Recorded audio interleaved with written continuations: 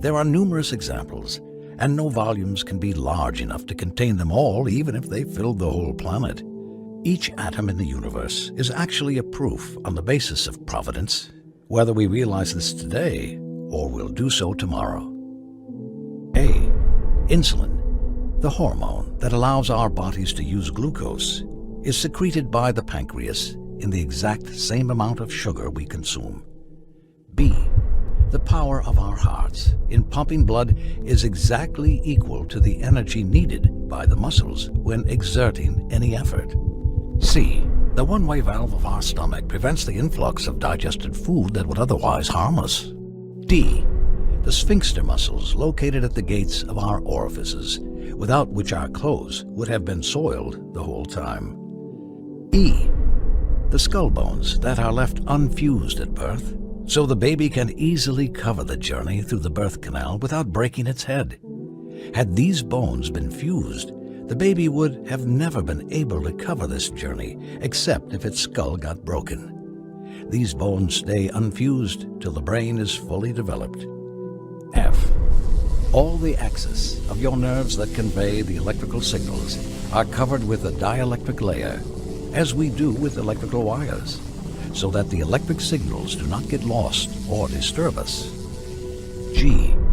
The electron revolves around the nucleus at a speed of 1,000 kilometers per second, or otherwise it would collapse inside the nucleus by the force of attraction of the positive nucleus, and the universe would have collapsed before it even began. So, this is the ideal speed for forming the atom. H. When two atoms of hydrogen combine, 0.7% of the hydrogen mass turns into energy.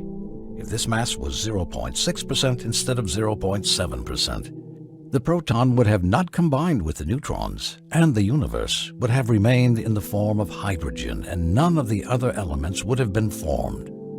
If the mass converted to energy was 0.8% instead of 0.7%, the fusion would have been too fast, which would have led to the disappearance of hydrogen immediately from the universe, making life impossible. That's why this figure had to be between 0.6% and 0.8%. I. The electron mass constitutes 0.2% of the neutron mass, and this mass is ideal for forming the atom. J. After germination, the buds tend to go up directly to the light source, whereas the roots tend to go down because the buds are highly sensitive to light. All the information they need to function is encoded within the seed, and there are hormones that control the upper and lateral growth of the plant as well as the growth toward the roots, all of which is encoded within the seed. You eat the delicious fruit and throw the dry and tasteless pit away. This way, you are compelled by a controller who governs the whole universe, allowing that fruit to pass its genes all over the earth, giving you the savory taste while hiding the genes in the core of a smooth, dry pit that is not attractive to you. Once the seeds stick to the ground, it starts quietly transforming into branches and roots, and this is how the mother succeeds in passing her genes on to its children. All of this takes place in a plant that has no cognition. So, who adjusted the information for those deaf-mute fruits? And who adjusted the amount of sugar so it would appeal to your palate? Who made the seed unappealing so you could dispense with it and throw it away? Who loaded the seed with sufficient genetic information to create a new plant with all its details and functions? K. Lately, the scientists have been discussing the total mass of the universe and how it is essential for our existence on Earth. Inertia, this blessing which is given to our bodies in the form of resistance to any change in movement, originates from the mass of the universe. Had the inertia been any less than what it is, any soft breeze of wind would have been able to move the rocks, which would not have been able to resist the least amount of effort exerted on them. In a universe like ours, we would have been bombarded by all sorts of flying bodies.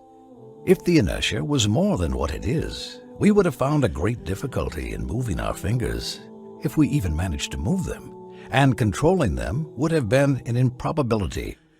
This means we would have been unable to move or do any tangible effort of any kind. The first man created would have not left his spot, and the embryos would have not left the wombs. That is, if they even managed to take form in the wombs. That's why it is particularly interesting that the inertia of any matter had to be identically what it is right now. The thing that baffled the physicists here, as we see in the book, Unity of the Universe by Dennis William Sciama, is that of this inertia, the whole of the Milky Way galaxy only contributes 1/10,000,000th, the Sun contributes 100,000,000th, and the Earth itself contributes 1,000,000,000th. This leads us to realize that this ideal inertia we live on, and which allows us to partake on all our activities, is the overall value of the whole universe. Consequently, we can particularly say that our existence depends precisely on the mass of the whole universe and its very existence. Allah says what means, "We did not create heaven and earth, and all that is between them in vain." That is the opinion of those who deny the truth. Woe betide those who deny the truth, when they are cast into the fire. Chapter 38, verse 27. The more we ponder and look, the more we realize the marvels, the wisdom, and the intricacies of this creation.